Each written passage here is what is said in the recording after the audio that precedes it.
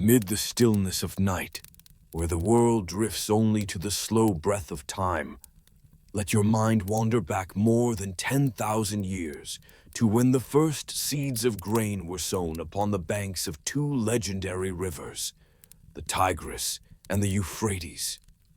There, between earth and water, humankind first learned to stay, to settle, instead of to roam. They built homes of clay and mud, kindled the flame of knowledge, and from that very soil sprouted the first civilization of mankind. Tonight, you will not simply hear a story, but the odyssey of humanity itself, from the first villages of Sumer to the radiant empires that flared and vanished like falling stars across the Mesopotamian sky. You will hear the ring of bronze hammers upon stone, the echo of prayers rising toward the ziggurats, and the breath of gods who have long slept beneath the river's flow. Let all other sounds fade away, until only the silence remains around you.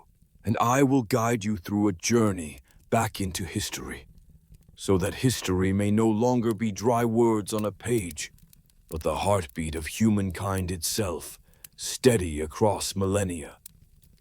From the darkness of the Ice Age, when the earth still lay frozen and white across the horizon, a new era began. After tens of thousands of years of hunting and wandering through deep forests, humans began to stop, to stay. Between the two rivers, the Tigris and Euphrates, on the land that the Greeks would later call Mesopotamia, the land between rivers, a miracle was taking shape. Those rivers flowed down from the mountains of eastern Turkey, carrying warmth and silt across the plains that now belong to Iraq. And within that fertile clay, humankind discovered for the first time nature could be tamed. Small bands of hunters, once living on wild grain and game, began to observe the growth of plants. They saw wild barley rise by the riverside, seeds falling into moist earth, sprouting again with the rains. They began to try, to sow seeds intentionally, and wait. From that humble curiosity, agriculture was born, not from ambition, but from a simple act, planting a single seed into the soil. In the misty valleys of northern Syria, the first human settlements appeared. Tel Muribit, Abu Huraira, Jericho, names now etched into history as the birthplace of home and village. They built walls from mud and straw, roofs from reeds and clay, and gathered into small communities. They no longer merely hunted, they stayed. And that act of staying changed forever the destiny of humankind. Around 11,000 years ago, Jericho rose beside the Jordan Valley, between desert and fresh water. Its inhabitants built the first stone wall in human history, not to conquer, but to protect. They knew, where there is food, there must be defense. And so they raised a stone tower 8 meters tall, a mystery that remains unsolved to this day. Was it an observatory or a beacon of the human spirit in its dawn? In the silence of night, the Tower of Jericho still seems to ponder, telling in its stillness the dawn of human intellect. Further north, in Anatolia, modern-day Turkey, Çatalhöyük bore another face of that same dawn, a city without streets, without gates. Houses pressed against one another, roof to roof, people walking from place to place across their rooftops. They lived closely bound, hunting, farming, painting on their walls images of wild bulls, of gods, and of the sun. By the flickering firelight, perhaps they told one another tales of the origin of life, of the dream to live longer than a single harvest, of the meaning of remaining upon this land, Each seed of grain, each tamed sheep, was a step upon the path toward wisdom. Humankind discovered they could create life, no longer bound entirely to the mercy of nature. Yet with cultivation came responsibility to store water, divide land, keep grain, and organize labor. That was the birth of society, of law, of role, and power. From the first sprouting seed, justice and order sprouted too, not yet as laws chiseled in stone, but as glances exchanged as silent understandings. You plant, I water, I reap, you keep. From that exchange, the earliest roots of human morality were born. Time flowed on. The riverside villages learned to master water. They dug canals, diverted streams, kept water after the floods, and led it to their fields in drought. Thus, they no longer depended on the whims of rain. They had begun to create the seasons themselves. That was the moment humanity first held the power of the cosmos in its hands, to turn rivers into life. In the long amber glow of dusk, ancient farmers must have watched the rivers redden with sunset, listened to the murmur of mud and current blending together. Perhaps they had no word for civilization, yet they had already become its architects. When food grew plentiful, people had time to think. Those freed from daily toil began to shape clay, weave cloth, forge tools, or preserve what they had seen and known. Art was born. Upon their pottery, they painted the sun, the grain, the deer, and open hands. Each mark was a story, each color a prayer to unseen powers. They began to believe that all things had souls. The river had a soul, the earth had a soul, and even the smallest seed bore the will to live. From that belief, religion emerged, not from fear, but from gratitude. They saw life return after drought, the river flow again after barrenness, and so they offered gifts, sang hymns, kindled flames, a wordless thank you to the universe. Around 7000 BC, life spread across Mesopotamia. Small villages grew into larger communities where people divided labor, built storehouses, and formed councils. The skilled became potters, the organized became water stewards, and power began to take shape. Massive granaries rose, not just as storehouses for grain, but as the beating hearts of the community. Then arose the questions: who shall keep? Who shall share? And those same questions, after 10,000 years, still echo within us today. In that land, civilization did not rise from conquest or greed, but from survival and the yearning for harmony, the desire to understand the world around them. When they gazed at the stars, they saw not only light, but the order of the cosmos itself. Perhaps in those first nights, as the winds of the Tigris whispered over mud rooftops, someone lifted their eyes to the Milky Way and wondered, why are we here? That question, innocent yet profound, was the birth of philosophy, of faith, and of humanity itself. By around 4000 BCE, the small villages of Mesopotamia began to transform into early cities. It was the moment when humankind not only farmed and built houses, but built concepts of society, of law, of fairness, of the strength born from unity. And from that transformation, the first true civilization of mankind arose, the civilization of Sumer. Now, as you close your eyes and listen, imagine, beyond the veil of night, where two rivers meet, there is the soft lapping of water upon clay shores. A small fire flickers in the dark. Around it, the first humans tell stories of gods, of seeds, of life. And in that eternal flow of time, they unwittingly write the opening chapter of all human history. It all began here, between two rivers, between earth and water, between darkness and light. When the dawn of civilization first broke, when the first seeds had taken root and sprouted in the soil between rivers, humanity looked around and realized they were no longer alone. They saw other villages rising beyond the river, fields connected by canals, kitchen smoke rising against the horizon. From the breath of earth and water, something new was forming. Not merely community, but society. Not merely shelter, but city. Thus was Sumer born, the first land where humankind truly learned to live together, to build, to organize, and to believe in an order greater than themselves.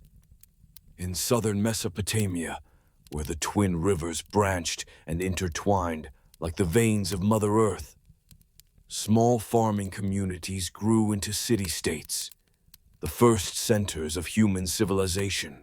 Uruk, Ur, Eridu, Lagash, Nippur, names that would one day be pressed into clay, becoming eternal memory. At Uruk, human hands molded the first bricks of history. No longer scattered dwellings, Uruk rose like a living being, with walls, squares, markets, temples to the gods, and communal granaries. Across the endless plain, the ziggurat of Uruk towered like an artificial mountain, defying the flat horizon. At its summit, the white temple gleamed under the sun, the dwelling of Inanna, goddess of love and war, whom the Sumerians believed had chosen this city as her home. The people of Sumer believed that all things were ruled by gods. Each city-state had its divine guardian: Enlil, god of wind and power; Enki, god of water and wisdom; Anu, god of heaven; and Inanna, goddess of light and desire. The ziggurats were not merely temples, but the hearts of the cities, where faith, authority, and economy pulsed as one. Each morning, priests offered bread, milk, honey, and wine to the gods. They believed the divine would bless their harvests, their waters, their lives. Yet within those sacred steps rising toward heaven, another power began to grow, the power of humans who spoke for the gods. From intercessors, priests became administrators, keepers of grain, distributors of rations, scribes of the people's wealth.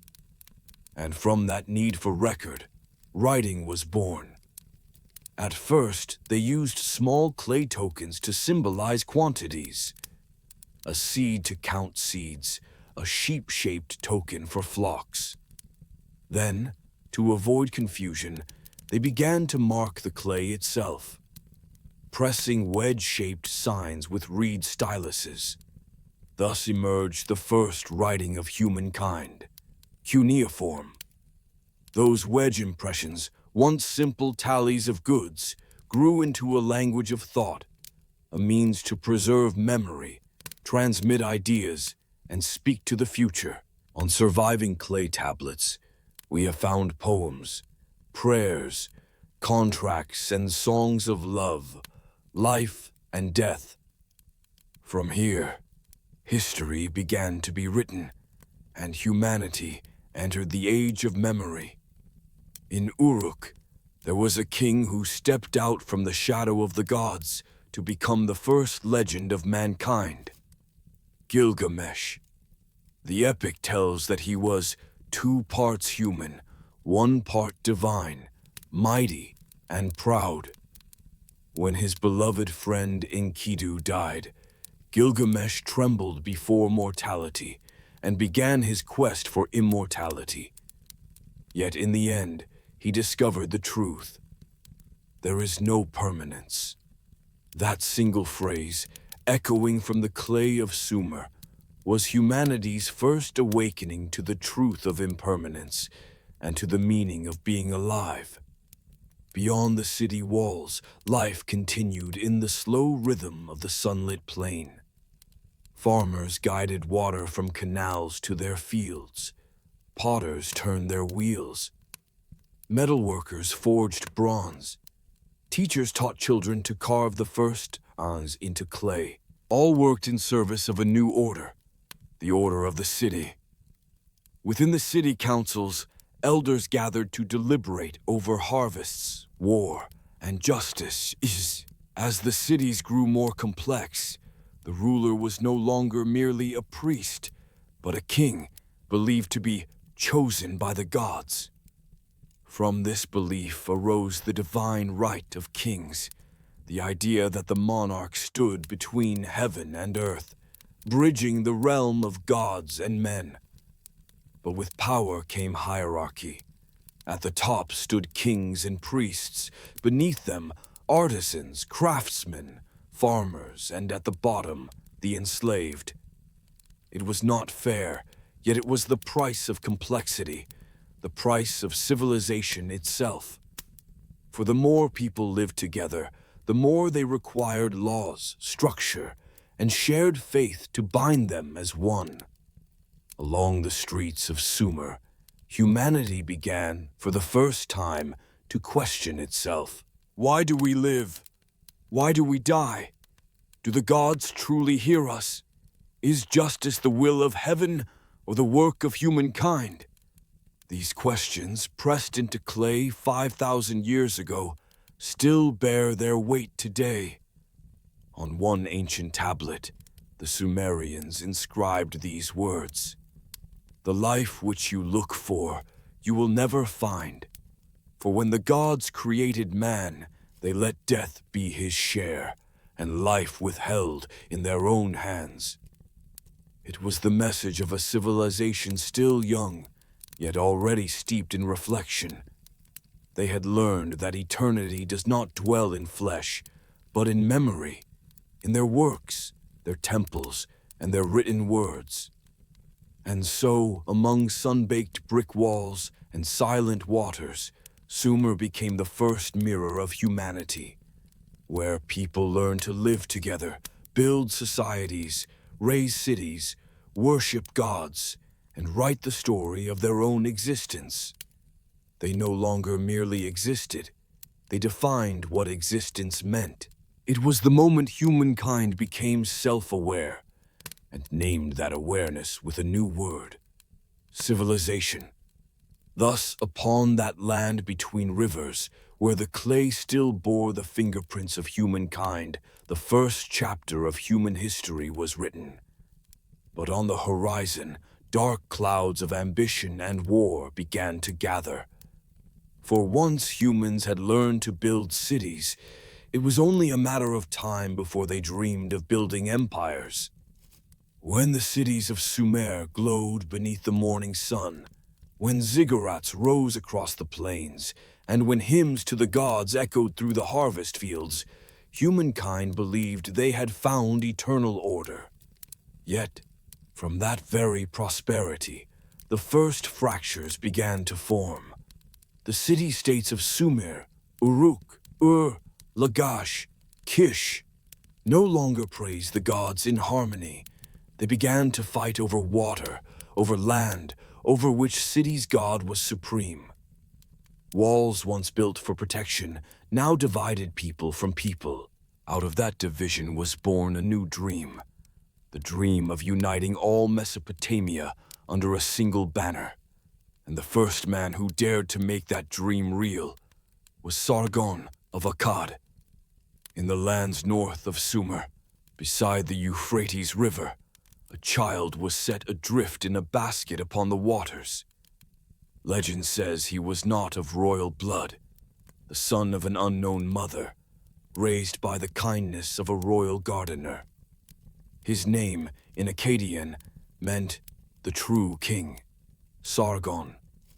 And from that humble origin, he rose to carve his name into history as the founder of the world's first empire. Sargon did not inherit the throne. He seized it. Around 2330 BCE, he overthrew the king of Kish, forged an army, and conquered the cities of Sumer one by one, Uruk, Ur, Lagash. Brick by brick, the Sumerian world fell under Akkadian rule. The temples of the gods now bore a new symbol, the emblem of a single, sovereign king. Thus was born the Akkadian Empire, stretching from the Persian Gulf to the Mediterranean, from the Zagros Mountains to the Syrian desert, a realm larger than any the world had known before.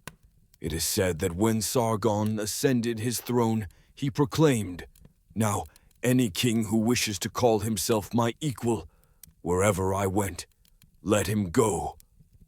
A challenge to eternity itself, a declaration of human dominion over fate. Under Sargon's reign, the world was transformed. He built the first centralized administration in history.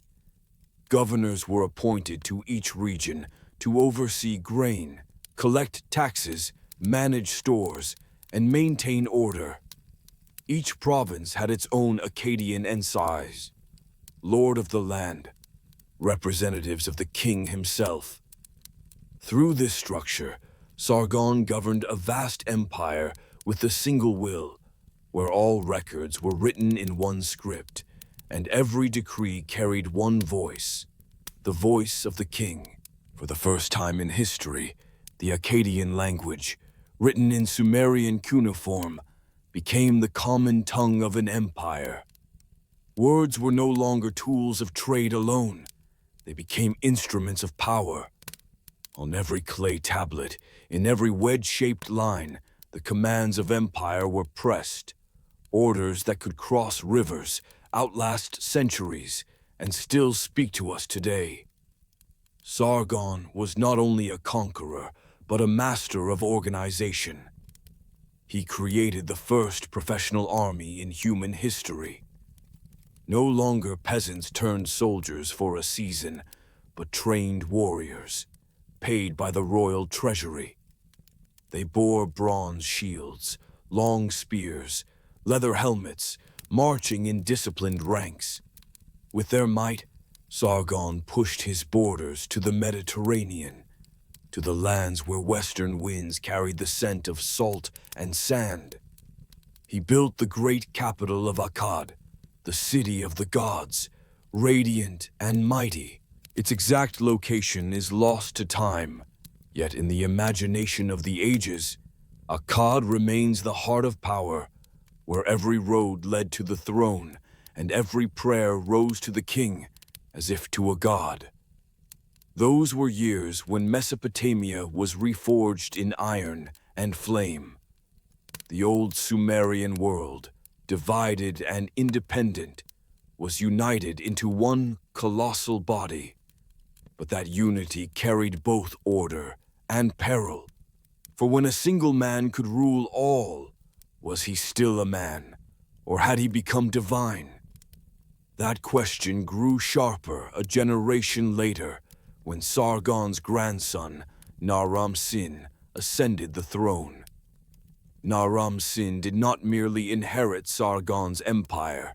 He surpassed his forefather's ambition. He was the first in history to declare himself a living god. On the victory stele of Naram-Sin, the king is carved towering above the battlefield, wearing the horned crown reserved for deities, his feet upon his enemies, while the stars above shine down upon him. Heaven's silent blessing. In his eyes glows not the gaze of a man, but the stare of one who believed he had touched immortality. He expanded the empire to the Taurus and Lebanon mountains, raising Akkad to its zenith. Yet from that very height, darkness began to gather. Nature turned against him. Clay tablets record that the Euphrates changed course, droughts lengthened, harvests withered, and famine struck the land. Dust storms swept across the plains, burying barley fields in choking sand. And the people of Akkad believed the gods had abandoned them. An ancient lamentation, known as the Curse of Akkad, tells of that collapse in haunting words. The great mountain hurled down fire. The day became dark. The storm raged. The Anunnaki gods left the land, and the city's glory was turned to dust. The Akkadians believed that because Naram-Sin had defied the god Enlil, proclaiming himself divine, he had brought down sacred wrath upon his people. The empire crumbled, provinces rebelled, armies weakened, and from the northern highlands descended a fierce people, the Gutians, like a storm out of the mountains. They seized Akkad, ravaged temples, and brought an end to humanity's first dream of unity. When the fires died, the survivors gazed upon the plains, once radiant, now ash and ruin. Yet within the ashes remained the bricks, the tablets, and the stories of Sargon and Naram-Sin, the first who dared to dream of a world made one. They failed, but their dream did not die. For from Akkad, humankind learned that power needs order, but order must be tempered by compassion. They understood that no ruler, however mighty, could stand above the laws of earth and heaven. After Akkad's fall, Mesopotamia entered a shadowed age. But like every river that finds its way again through desert sands, life returned. From the ashes of Akkad, a new empire rose, one that would rebuild Sumer with wisdom, justice, and faith. It was the story of Ur-Nammu and the Sumerian Renaissance, an age when from ruin, humankind rebuilt a world of order, law, and memory. A new chapter of history awaited beyond the horizon. Yet the dream of Akkad, the first human dream of unity, would forever echo between the two rivers as the eternal whisper of time. There is no permanence. When the Akkadian Empire fell, the skies over Mesopotamia dimmed with dust, as though the dreams of mankind had burned to ash. Cities lay in ruins, the Euphrates altered its course, temples collapsed, and writing, the soul of knowledge, lay silent beneath cracked clay. The Gutians ruled in chaos and fear. The golden age seemed ended, and yet, within the darkness, the flame of Sumer still flickered. Amid the ruins of Akkad, where the songs of the gods once echoed, people still plowed, built, and remembered.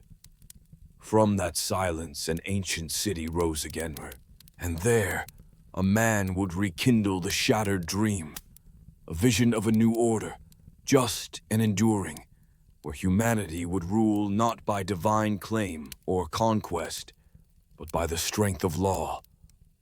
His name was Ur-Nammu. Ur, the southern coastal city of Mesopotamia, had long been the center of devotion to Na-Na, the gentle moon god who illuminated the night. After centuries of war and ruin, Ur blazed anew, a flame rekindled amid the desert. Around 2100 BCE, Ur-Nammu, a gifted general under King Utu-Hegal, defeated the Gutians and restored independence to Sumer. But unlike Sargon, who united the world through war, Ur-Nammu chose the path of construction. He understood that power cannot endure by the sword alone, that true strength lives within the order of justice. Instead of conquering, he rebuilt. Instead of proclaiming divinity, he sought to revive faith and order. From the ruins of Akkad, he founded the third dynasty of Ur, the final and most radiant era of Sumer. In the first years of his reign, Ur-Nammu rebuilt temples, canals, and city walls, restoring not only the land, but the spirit of a civilization reborn. But the greatest of Ur-Nammu's works, the embodiment of his vision, was the ziggurat of Ur, the colossal stepped temple dedicated to the moon god Nana. 3 massive terraces rose one atop another, like stairways leading toward the heavens, their bricks baked and glazed with shining black bitumen. When the sun rose above the desert, the entire structure blazed like a mountain of gold. It was not merely a temple, it was the spiritual spine of the empire, the meeting point of heaven and earth, where humankind could lift its gaze and feel itself connected to the divine. In ancient inscriptions, scholars have found prayers once recited during the rites of offering. O Nana, Lord of the shining light, you are the one who measures the days, the keeper of balance, the guardian of justice in heaven and earth. Those words mark a transformation in the Sumerian soul, from fear of the gods to reverence for cosmic order and justice. Ur-Nammu was not only a builder of temples, he was the founder of human law. Around 2050 BCE, he issued the first written code in human history, the Code of Ur-Nammu, predating Hammurabi's by nearly 3 centuries. Upon clay tablets, he engraved law of fairness, guilt, punishment, and human rights. For the first time, justice was spoken in the language of man, not the decrees of gods. The code began with a solemn declaration. I, Ur-Nammu, the noble shepherd who brings justice and light to the land, who banished violence and oppression, established fairness in the heart of Sumer.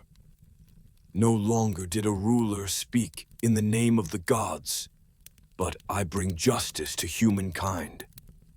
It was a turning of the human spirit, a dawn of governance through reason and ethics rather than divine command. Under the 3rd dynasty of Ur, everything was organized with astonishing precision and order. Systems of taxation, record-keeping, and administration were meticulously documented in cuneiform. Villages reported harvest yields. Workshops listed materials and laborers. Every measure of grain, every sheet of cloth was accounted for. It was the world's first bureaucracy, a state run by tablets, seals, and writing. Ur became the administrative heart of Mesopotamia, a city where officials, merchants, and scholars gathered. Within its clay archives, thousands of tablets were stored, recording every facet of life, the number of sheep born that year, the rations for builders, hymns praising kings and gods. It was a world that had learned to remember itself. After Ur-Nammu's reign, the throne passed to his son Shulgi, who turned the revival of Sumer into a golden age. Shulgi was not only a king, he was a poet, a scholar, a bringer of light to every corner of his realm. He called himself the perfect king, the one to whom the god Enlil had granted wisdom to perfect the order of Sumer. Under Shulgi, art, literature, and religion flourished together. Schools called idubis arose throughout the land, where the sons of priests and officials learned writing, mathematics, astronomy, and poetry. In those classrooms, countless copies of the Epic of Gilgamesh were made, ensuring that the tale would never fade from memory. Songs in praise of Shulgi still echo across the ages. King Shulgi, the runner without rival, the singer whose words are sweet as honey. He built the temples as high as mountains. He made the land resound with joy. Shulgi ruled for 48 years, and under his hand, the Ur-the-Three Empire stretched across Mesopotamia, reaching into Elam and Assyria. He opened trade routes, built canals and dams, and established standardized systems of measurement, making Ur the administrative and economic center of the ancient world. Yet, within the brilliance of prosperity, the seeds of decline began to sprout. The grand monuments and intricate bureaucracy demanded a vast machinery of labor and wealth. The people toiled to sustain it, and when nature turned against them, they no longer had strength to endure. Around 2000 BCE, prolonged droughts dried the Euphrates. Harvests failed. Famine and plague spread. Remote provinces rebelled. Eastern tribes, most fiercely the Elamites, swept through the land in waves of conquest. The last king of Ur the Threed, Ibbi-Sin, could only watch helplessly as his city fell, its treasures looted, its people scattered. An ancient lamentation, the lament for Ur, captured that moment in words soaked with tears. The storm took away the city's crown. The holy walls were scattered. Nana, the lord of Ur, left his temple, and the people wandered, homeless in the dust. When Ur fell, the light of Sumer faded with it. Yet within the city's ashes, archaeologists still uncover the tablets of laws, of poems, of ledgers. Proof that here once lived a world that not only conquered, but contemplated, that sought justice and cherished order. The age of Ur-Nammu and Shulgi ended, but their legacy endured. The administrative systems, laws, art, and faith of Ur the Three became the foundation of every civilization that followed, from Babylon to Assyria, from Persia to Greece. They were the first to teach humanity that civilization is not power, but the endurance of order and memory. And so, when night descends upon the ruins of Ur, the wind still sighs across the crumbling ziggurat steps. In the silver moonlight of Nana, one can almost hear Ur-Nammu's whisper carried through time. Justice is the foundation of kingship. Without it, the crown is nothing but dust. The world was changing once again. Across Mesopotamia, new peoples were rising. The sound of hooves, of caravans, of gathering power filling the air, for history, like the Tigris itself, never ceases to flow. When Ur fell, another empire would rise, Babylon, carrying the dream of justice onward, to write the next chapter in the epic of humankind. It would be the new dawn of Mesopotamian civilization, where law became the torch to illuminate the dark, and humankind learned to wield divine justice through human hands. As the moon of Nana still gleamed faintly upon Ur's broken stones, the wind swept through the fallen ziggurats' tears, and the sigh of earth and water echoed, the final lament of Sumer.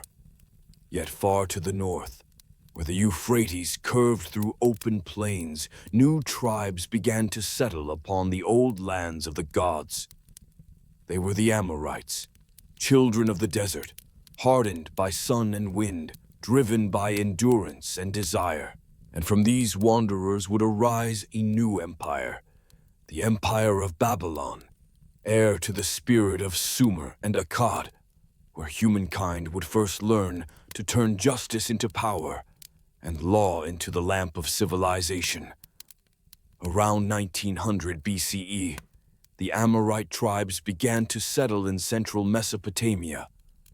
Among their many small city-states was a modest town along the Euphrates, called Bab-Ilu, Gate of the Gods. No one then could have imagined that this humble place would one day become the heart of the ancient world, where the stars, the rivers, and the thoughts of men would converge into destiny. At first, Babylon was but one among dozens of minor Amorite kingdoms. But in the 18th century BCE, there arose a king whom history would name Hammurabi, the bringer of peace to the land. Under his hand, a fractured land became whole. A lawless world found order. An ancient civilization was reborn, more radiant than ever. Hammurabi reigned for 43 years, and in each of those years he conquered not merely with the sword, but with the will to build a world of justice. From a small city-state, he extended Babylon's power across both rivers, defeating rivals like Larsa, Mari, and Eshnunna, and uniting Mesopotamia for the first time since Akkad. Yet unlike Sargon, who forged empire through conquest, Hammurabi chose another path, unity through justice. In Babylon, amid sunlit brick walls of gold, he erected a great black stone stele, the Code of Hammurabi, one of humanity's greatest legacies. Upon it, the king is depicted standing before Shamash, the god of the sun and justice. From the god's hands he receives the staff and the ring, symbols of authority and righteous rule. Beneath them, 282 laws are inscribed in cuneiform, not for gods, but for men. The code begins with words of divine calling and moral purpose. When the lofty Anu, king of the Anunnaki, and Enlil, lord of heaven and earth, gave to Marduk, ruler of mankind, dominion over all people, they called me by name Hammurabi, to bring about the rule of righteousness in the land, to destroy the wicked and the evildoers, so that the strong should not harm the weak, so that the strong may not oppress the weak. That sentence, echoing across 4 millennia, remains the immortal heart of human thought. The code governed every aspect of life: marriage, property, commerce, crime, and duty. It divided society into 3 classes: nobles, commoners, and slaves. Yet before the law, all were bound alike. The principle of an eye for an eye, a tooth for a tooth, did not glorify vengeance, but established proportional justice. It was a system rooted not in fear, but in faith, faith in order and consequence. Hammurabi was not merely a lawgiver, he was an organizer, an administrator, a philosopher. He created a unified bureaucracy, dividing the realm into provinces, each under a governor responsible for taxes, the army, and the courts. All verdicts were recorded in cuneiform, preserved for scrutiny and memory. It was the dawn of the rule of law, justice carved into stone, not spoken as whim by kings. Under Hammurabi, Babylon became the greatest center of knowledge in the ancient world. In the schools of the priests, they taught mathematics, astronomy, medicine, and literature. The Babylonian scholars used a sexagesimal system, base 60, whose echoes survive in our 60 seconds per minute and 360 degrees of a circle. They divided the year into 12 months of 30 days and built agricultural calendars upon their study of the stars. The priests, also the first astronomers, recorded the movements of planets, eclipses of the sun and moon. They believed the sky to be the divine map of fate, where every shift of the heavens reflected the will of the gods. Upon clay tablets they inscribed lines such as, "When Jupiter rises in the east, the king shall be victorious. When Venus disappears in the west, the floods shall come early." Thus began the dawn of predictive science, where divine belief gradually transformed into observation, and observation became knowledge. Not only knowledge, but art and faith in Babylon also reached their zenith. Marduk, the guardian god of Babylon, was elevated to the supreme throne of the universe, replacing Enlil of Sumer. At the city's heart stood his grand temple, Esagila, a sanctuary surrounded by hundreds of shrines, treasuries, and schools. Each year, the people gathered for the Akitu festival, lasting 11 days, during which the king would come before the statue of the god, remove his crown, kneel, and proclaim, "I have not oppressed my people. I have not neglected the laws of Marduk." If the god accepted his words, the priest would return the crown, a sign that the king was not a god, but the chosen servant of divine justice. This was the lesson of Mesopotamia. Power is bound to responsibility, and justice stands above kings. Yet, as with every kingdom that had flourished upon this land, the summit of greatness carried within it the seed of decline. After Hammurabi's death, his successors lacked the strength to preserve the order he had built. Distant provinces rose in rebellion, floods and droughts ravaged the plains. Then, around 1595 BCE, from the far north, a new people, the Hittites, crossed the Anatolian mountains with chariots and iron weapons. They swept into Mesopotamia like a storm. Babylon was seized, its treasures plundered, and the Amorite dynasty came to an end. Yet curiously, the city did not die. The flame of Babylonian civilization still burned, for soon after, another lineage arose, the Kassites, mountain people from the Zagros to the east. The Kassites came not with conquest, but with stability. For more than 4 centuries, they ruled in peace, preserving the language, faith, and scholarship of Babylon. They did not destroy, they preserved. Through them, Babylon became the longest-living intellectual center of the ancient East. Kassite priests continued to watch the heavens, developing star catalogs and charting the cycles of planets and stars. From their records, astronomy was born, a leap of mind that forever changed humanity. They compiled bilingual Sumerian Akkadian dictionaries, preserving a language already 2 millennia old. Under their reign, Babylon became a crossroads of civilizations. Elam, Assyria, Egypt, exchanging goods, ideas, and gods alike. Within the silent sanctuaries of their temples, people began to question not only the gods, but themselves. Philosophical and religious texts of the age reflect a depth of thought, an awakening of compassion and introspection. In the poem Man and His God, one writer laments, "My God has forsaken me. My goddess is angry with me. Though I have prayed and wept, my sickness grows. My heart is heavy." And later, he writes, "The sins of man are unknown, yet mercy is the gift of the gods." It is the voice of a soul no longer trembling before divinity, but in conversation with it, a spirit nearing the threshold of humanistic faith. During the Kassite Age, Babylon became the school of the stars.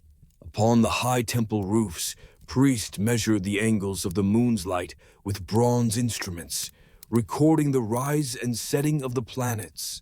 They calculated the length of the solar year, predicted eclipses of sun and moon, and discerned that the heavens were not random, but a vast mechanism of order. The ancient belief in the will of the gods had fused with the spirit of science, a magnificent stride in the evolution of human thought. From those clay records, Greek astronomy would later be born. From Babylon, the current of knowledge would flow into Egypt, Persia, and finally to Rome. The numbers, the formulas, the constellations of Babylon became the blueprint of the ancient cosmos, a legacy humanity still follows today. Looking back, we see that from Sumer to Akkad, from Ur to Babylon, each civilization laid a stone within the great house of humankind. But the stone laid by Hammurabi, the stone of law and justice, was the foundation. He taught the world that a nation cannot survive by might, but by fairness. That civilization does not begin with conquest, but with order within the soul. And so, as night descends upon the plains of Mesopotamia, through the millennia still resounds the inscription carved upon Hammurabi's black stele.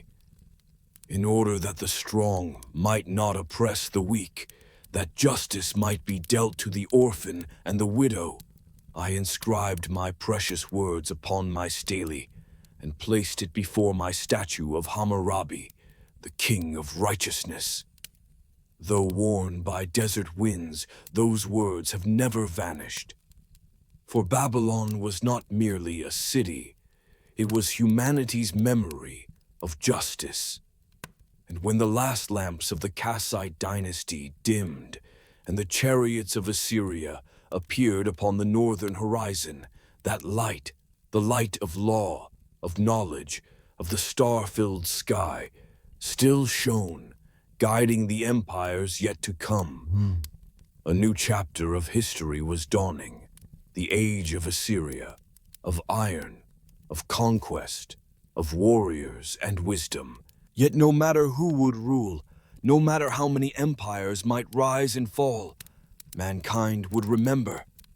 It was here, between two rivers, that we first learned justice is the foundation of every throne.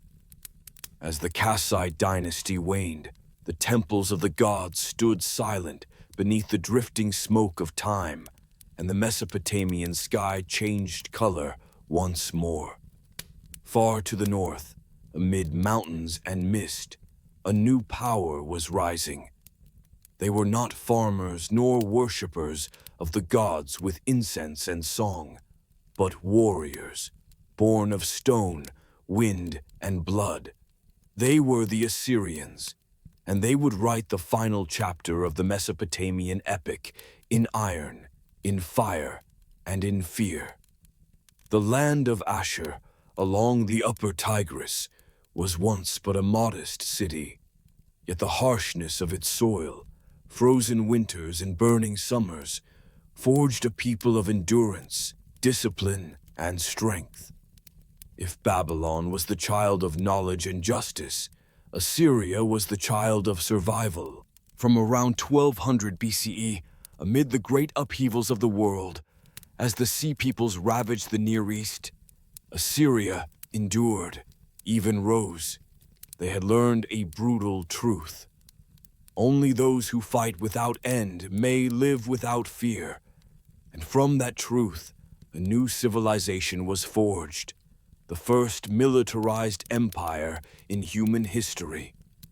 The earliest Assyrian kings, Ashur-reshi, Tiglath-Pileser, began the long march of expansion. But by the 9th century BCE, Assyria had ascended to terrifying greatness. They built the perfect war machine, iron discipline, intricate organization, and technology far beyond their time.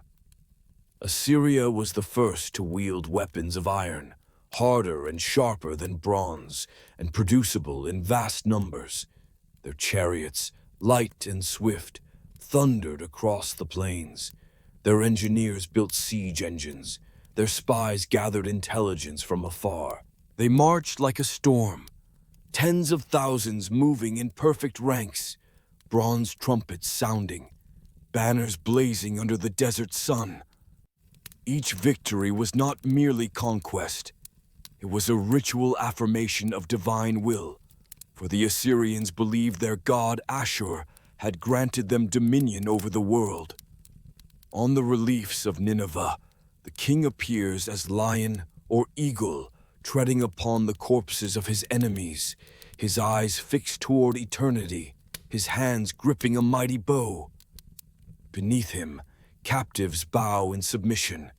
Above him, the gods gaze down, smiling their approval. In the 8th century BCE, under Tiglath-Pileser III, Assyria entered its golden age. He restructured the empire entirely, dividing it into provinces, appointing governors, and creating a disciplined bureaucracy of tax and army. Reports from every frontier were recorded and sent to the capital Nimrud, then carried to the throne. This network of communication would become the model for later empires, from Persia to Rome. Tiglath-Pileser III conquered Syria, Palestine, Armenia, and imposed tribute even upon Egypt. He declared, "I swept over them like a flood. I destroyed, I devastated, I burned with fire." It was more than a chronicle of war. It was a manifesto of absolute power, where war itself became policy and fear became the instrument of rule. His successors continued to expand the empire.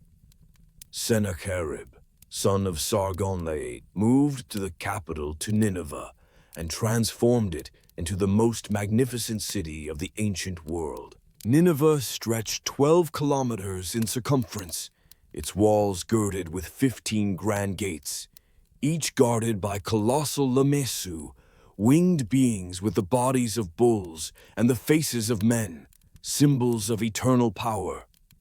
King Sennacherib was famed not only for conquest, but for his vast works of engineering, an immense network of canals, aqueducts, and dams that brought water from the distant mountains to nourish the capital and its hundreds of thousands of inhabitants.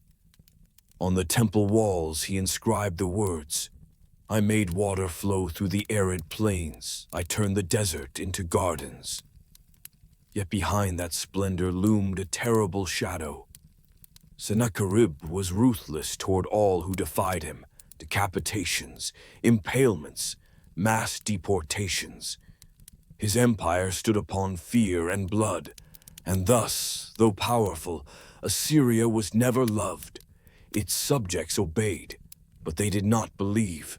After Sennacherib came Ashurbanipal, the last and greatest king of Assyria, who lifted the empire to the summit of knowledge. Unlike his forebears of iron and flame, Ashurbanipal was a scholar, a man who read, remembered, and preserved. He proudly declared, "I, Ashurbanipal, learned the wisdom of Adapa. I can read the complicated tablets in Sumerian and Akkadian." He founded the Library of Nineveh, the greatest intellectual monument in Mesopotamian history. Tens of thousands of clay tablets were gathered from every corner of the land, recording the entirety of Sumerian, Akkadian, and Babylonian wisdom, medicine, astronomy, law, literature, prayers, hymns. Because of that library, the Epic of Gilgamesh, the oldest epic of humankind, survives to this day. The Library of Nineveh was the heart of knowledge within an empire of violence, a beautiful paradox of history, where men who conquered with iron also preserved the human soul in clay. But Assyria's destiny was written by its own hands. Its military might made the world tremble, but also united its enemies in hatred. When the dynasty weakened, a coalition of Babylonians and Medes rose in revolt. In 612 BCE, after long months of siege, Nineveh fell in flames. The night sky blazed, colossal walls shattered. The great library was buried beneath ashes. A single line from the fall of Nineveh Chronicle records the end. They carried off the spoil of Nineveh without number. The city was turned into a ruin heap. Assyria, the empire that had once made the world tremble, vanished in a single night. From the ashes of Nineveh, another flame ignited in the south. Babylon was reborn. This new age would be called the Neo-Babylonian Empire, and its glory would rise beneath the reign of Nebuchadnezzar II. If Assyria was an empire of the sword, then Neo-Babylon was an empire of beauty. Nebuchadnezzar II was not only a warrior, he was a builder, a lover of art, a dreamer. During his reign 605 to 562 BCE, Babylon became the jewel of the world. Its mighty walls rose more than 30 meters high. The Ishtar Gate, faced with deep blue glazed brick, gleamed with images of lions and dragons shimmering in the sun.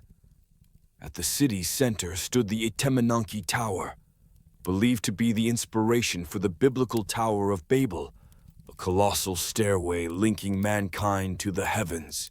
And at the city's heart bloomed the Hanging Gardens of Babylon, one of the 7 wonders of the ancient world.